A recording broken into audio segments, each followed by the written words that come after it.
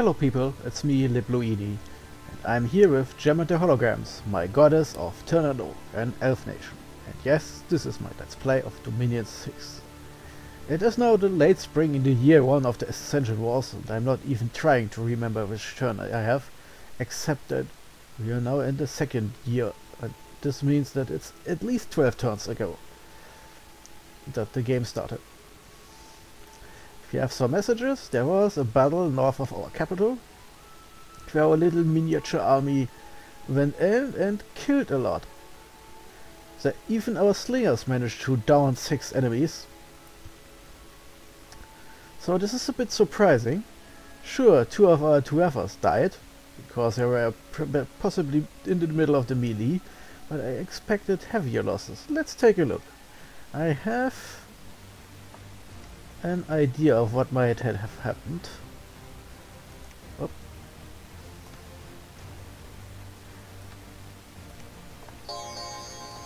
Yes, and here is the small barbarian horde.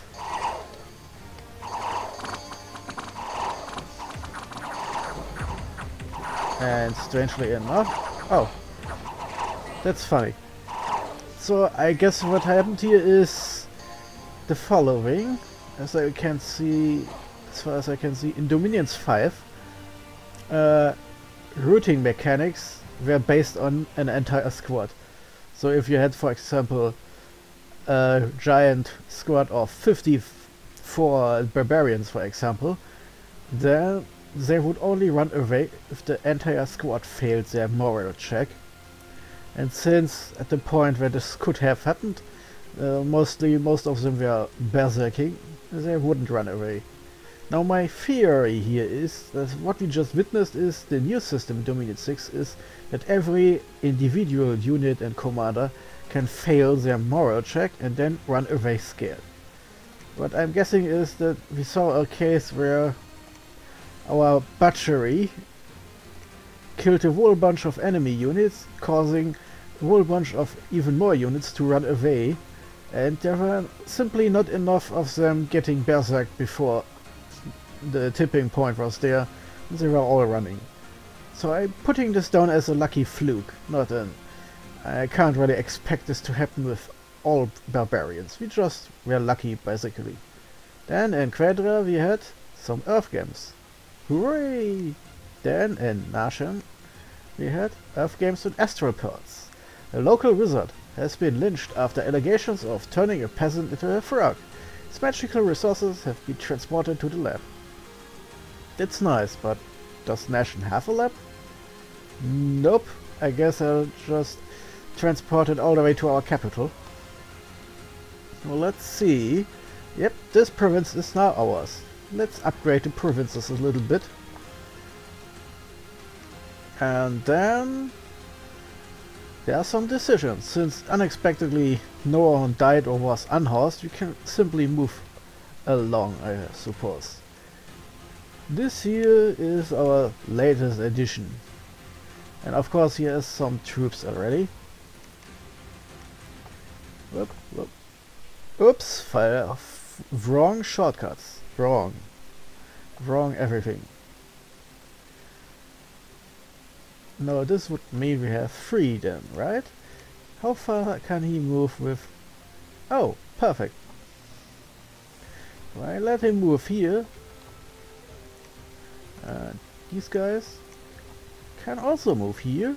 Oh yes, because there are planes, it's possibly really easy to move.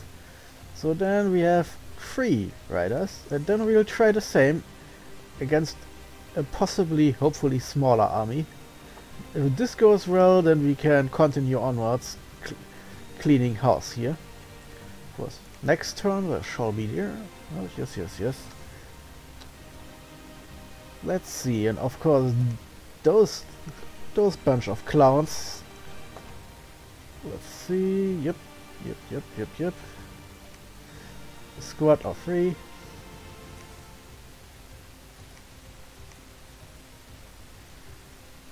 Let's see. Oh.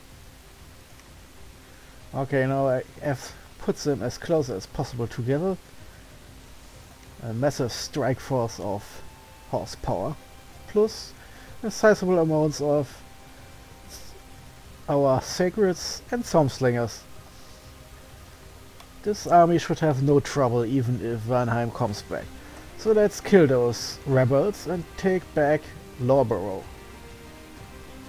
This guy is now here and, well, he can now search for magic sites. I could say put him to auto, but there aren't that many provinces yet. I keep my auto site searching for later, maybe possibly after a war, when I have some my mages left over and are probably busy thinking about military stuff and so on. Right now we are just cleaning house here. So next turn we will be here. Next turn these guys will be here, and then hopefully you can then in the following turn take those two provinces, and then we can smash everything we have into those heavy cavalry, and hopefully it will be enough. And these guys, well, I guess we need yet another army. Let's see, back to the recruitment here. Yep, we have enough to recruit a secondary. This means, well, this means we have possibly a new army leader then. And then I'll just stack more shield lords for now. If there aren't any losses, maybe I'll stop doing it then. The thing is, this guy will now side search, and then I'll let him move here, here, here, and here, and then eventually he will slink back to TNN and then become possibly just some garrison defender who then does some research until we get something with recuperation. And hey, wait a minute.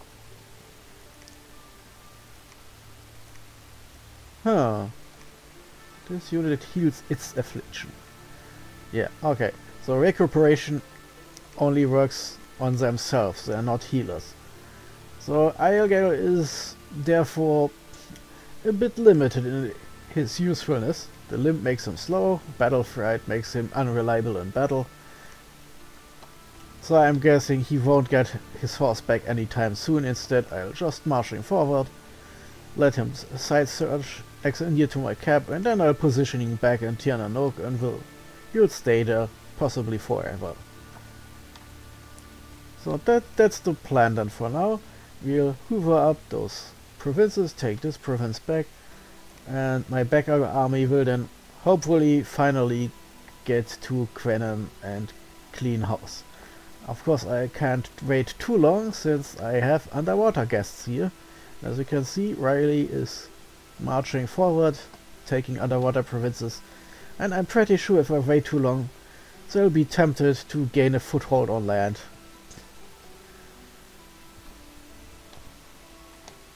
Let's see.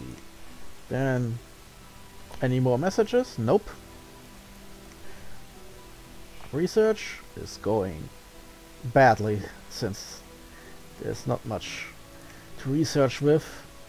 Oh yes, the good old She-Lords. And now we have another double turn.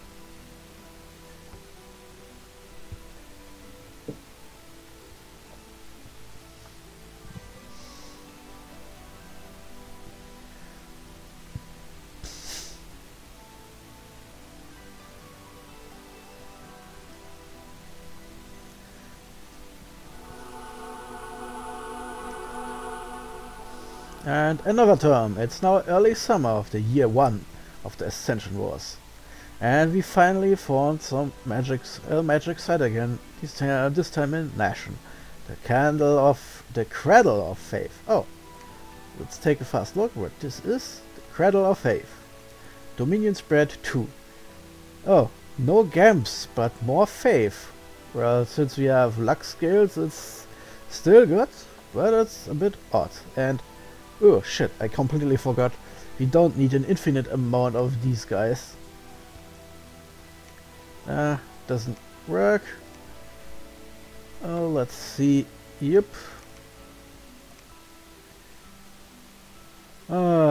That doesn't take a rail. Let's give some basic scripting here. Save right. Guard commander. So. Not much to do here. Placement can wait until there are some larger numbers. So, I'll go. Search, search, search. No search. I go. Since I don't really need a fortress there right now, you can go site searching here. Yeah, that's a rat's ass. So I can either spend a turn giving him his horse back so he can move in one turn there. And thus it will take him 2 turns to get here. Or I can just move him right now without his horse and it will take him 2 turns to get here. Ah, that's some shit. Anyway, now our army is completed here. And we can take this wayward slinger in. Let's concentrate troops a little bit. Now that looks more impressive now.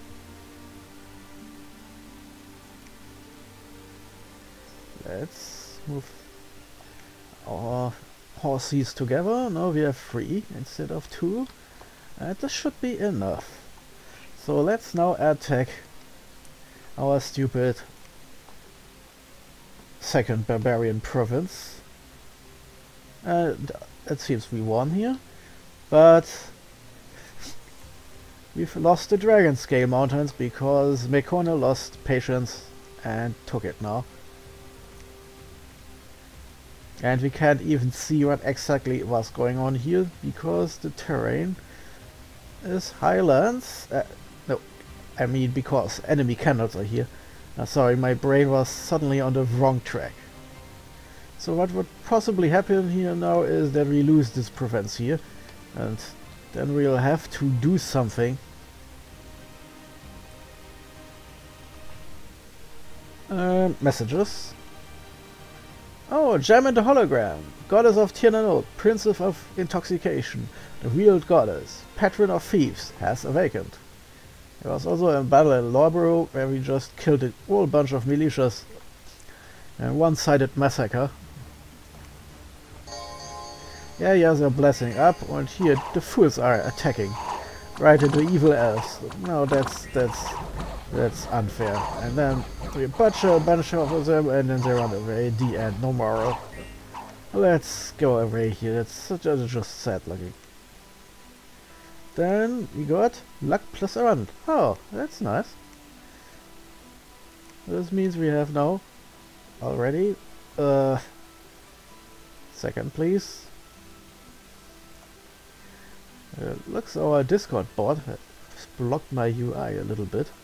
No idea if this is visible in the video. I shall check the recording. What happened is I couldn't see what's down there. Oh, luck 3, which is coincidentally the maximum we can have. So it just boosted things up a bit.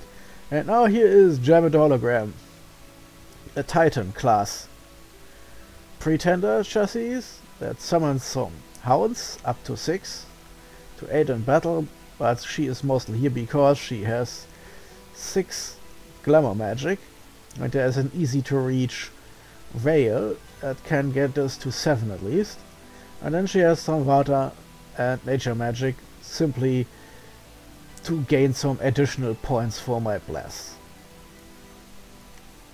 This god will always have a special side present in its home province.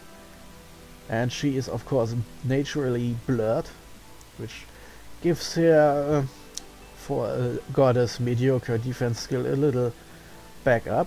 She also automatically produces supplies, I guess because there's a party wherever she goes. She has true sight, so nothing like blur will actually work on her back. And she is a healer. This means this one has the ability to actually heal other units and commanders of the affliction. Exception: undead and inanimate beings are excluded from this power. She is also disease resistant. The risk of getting a negative effect from a disease is reduced by this value. 100 means the unit will be totally unaffected, just like an undead being. And since what Illwinter, the developer, means by that is, even if she gets a disease, the disease will just do nothing. There's a 100% chance of not anything else happening. So she will just carry the disease for a while, and then, if there's no one else with afflictions in the same province, her healer ability will just heal her immediately. I'm guessing the disease resistance is just to prevent her from gaining additional afflictions she then has to heal away in that one turn where she will be deceased. She also got some cold and poison resistance. Poison resistance is, I think, something more basic because I don't remember actually putting it there. And she has two weapons, her awesome Fists of Music and her trusty Gritter Serpent. Now it's time for music. She has a lot of research power, 29, thanks to her magic. And she is now, since I haven't unlocked any awesome spells yet I could use, our first permanent researcher. Let's have a look. Yeah, now we can actually make some progress here. And I'm not sure I need any more elves right now, but it's still early, and if there is war with Mekone, we probably should recruit more She-Lords. Let's make a compromise. I'll take a She-Lord, a Re, and at least 4 She-Lords. And if there is not any war at that point, I'll stop and start recruiting some other sorceresses. Being she, probably, to gain faster research. And at that point I hopefully have a second 4 in building. Now, let's see. Resources. Huh. Quadra has a lot of resources, but it's also a bit close to TNN itself.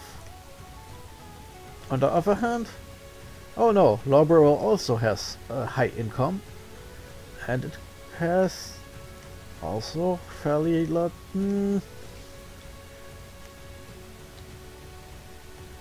Well, Lawborough at least is far enough away that it won't drain any provinces connected with TNN, so I suppose it's a possibility.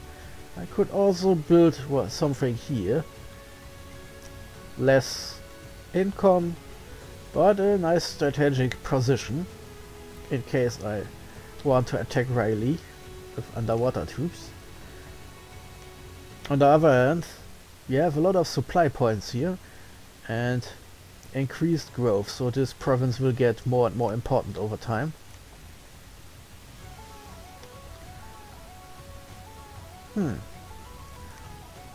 Well, in case Mekone tries to attack me, I'll move these troops here, and then I'll start building my second fortress in Quadra, simply to make sure that no one takes away this poor province we have and reduces our nature income, among other things.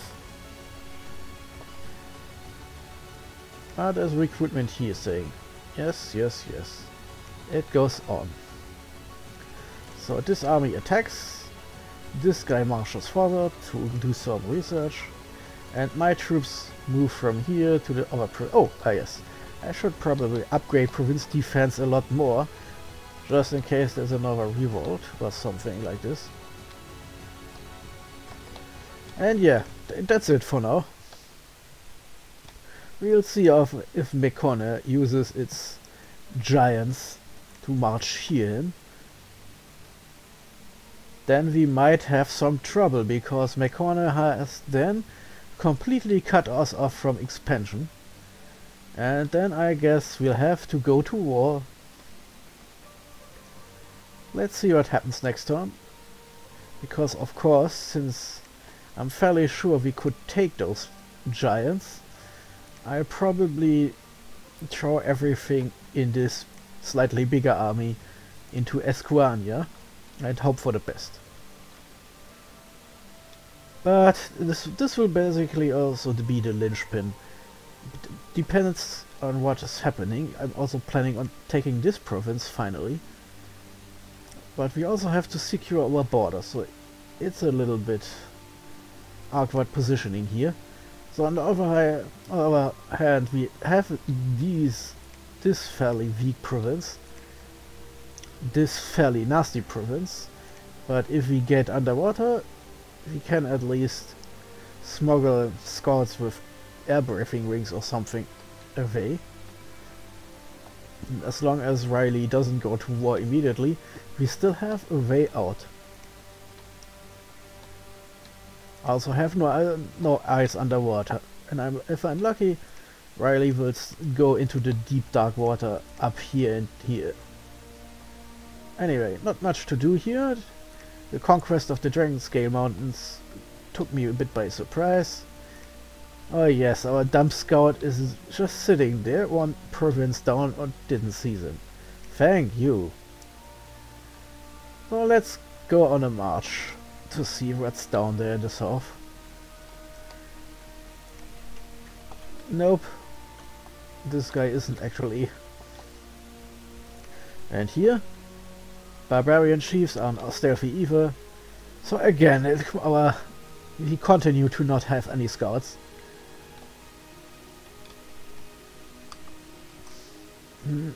Research continues. Yes, troops for our to use next turn.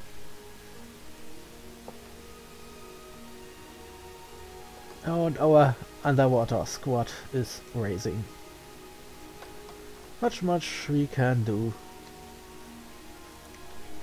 Any messages I've overlooked? Nope, that was all.